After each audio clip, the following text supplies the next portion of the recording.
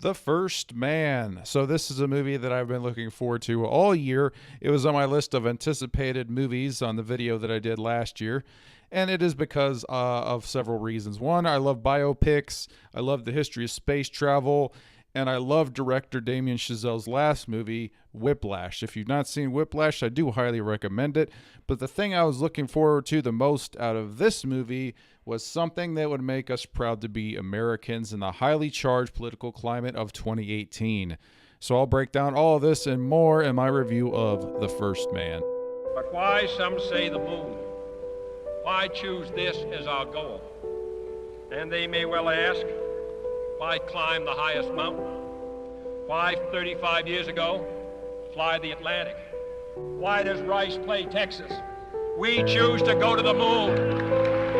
We choose to go to the moon in this decade and do the other things, not because they are easy, but because they are hard. This isn't as much a story of space exploration, NASA, or the space race. It really does aim to tell a personal story with Armstrong and his family.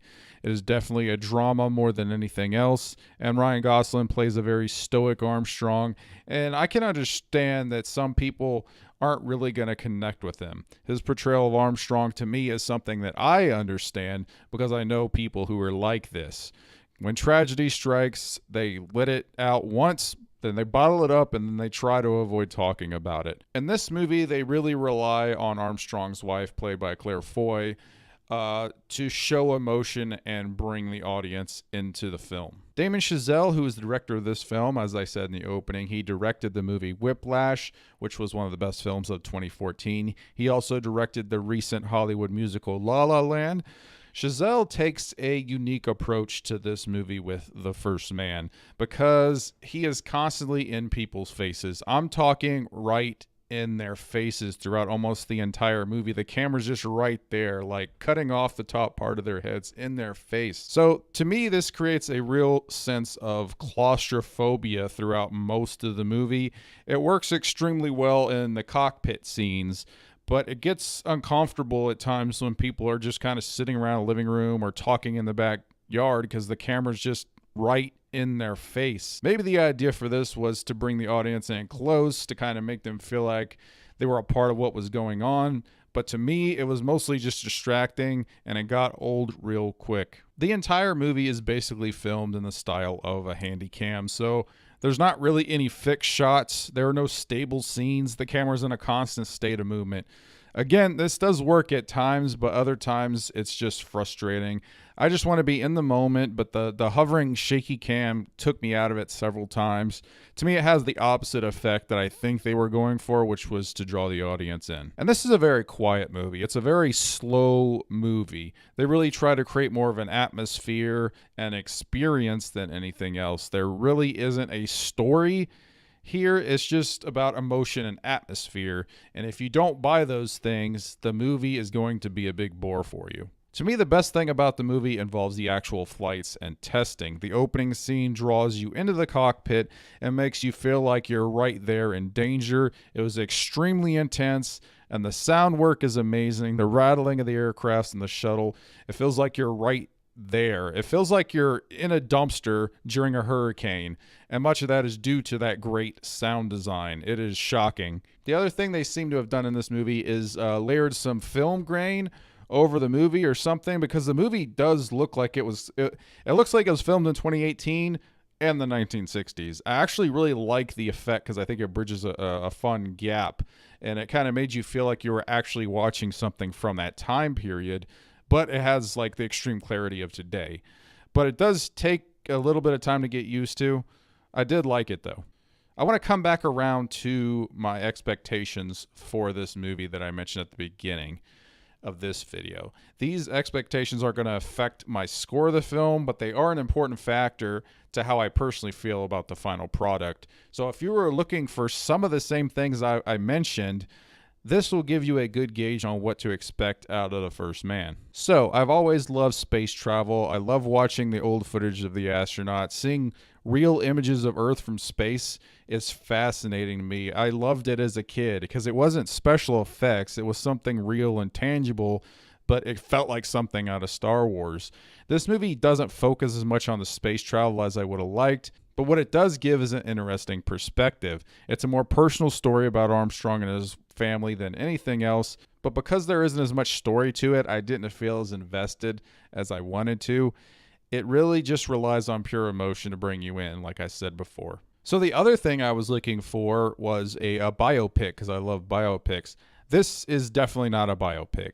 Yes, it follows Armstrong and his family as he was brought onto the Gemini missions and the Apollo missions, but the story picks up with him and his family struggling to deal with their daughter's terminal illness.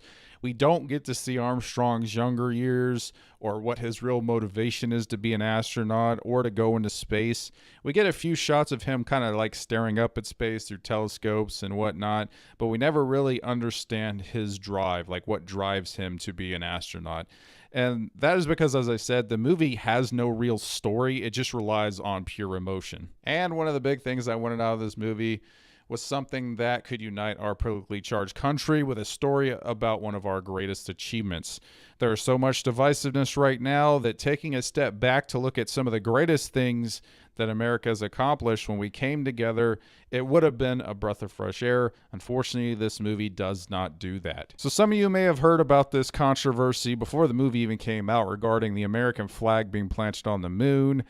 I guess what it was people were up in arms about the fact that they weren't actually going to show Neil Armstrong planting the flag on the moon, and Ryan Gosling had a response. I'm not going to get into the weeds with it, but that shot obviously wasn't in the movie. But while that shot isn't in the movie, you do see the flag in the background, so it's not really a big deal to me. However, I never feel the gravity of the world watching this significant event in human history because the movie is so focused on this small personal story with Armstrong. I think it really needed to transition between those two worlds with the personal story and then the wider scope, and I don't think it ever really did that. The space race, to me, is a fascinating event, and I find it captivating. But outside of a couple scenes in the movie, the Soviets are really barely mentioned, and this is kind of the whole reason for the space race. This is the reason that we raced to the moon. It was more a matter of national pride than it was anything else, because at that time in our nation's history, being patriotic was applauded, not castigated like it is so often today. That isn't to say our nation's perfect, but it was something that people were proud to be a part of. It wasn't about political parties. It transcended left and right. And for one moment in history, the whole world watched one man achieve the impossible. That was the kind of all I wanted. That was the kind of United movie that I wanted this to be. And unfortunately, it just wasn't that kind of movie. So to sum up my thoughts on The First Man, I found the camera work to be frustrating many times throughout the movie with super close-up shots and constant shaky cam. Ryan Gosling plays a very stoic Armstrong that I enjoyed, but I understand that many probably will not. The scene in the cockpit and everything involved in the missions is simply amazing and immersive, especially on the IMAX screen. If you do see this in theaters, watch it on the IMAX screen. The sound design is top-notch.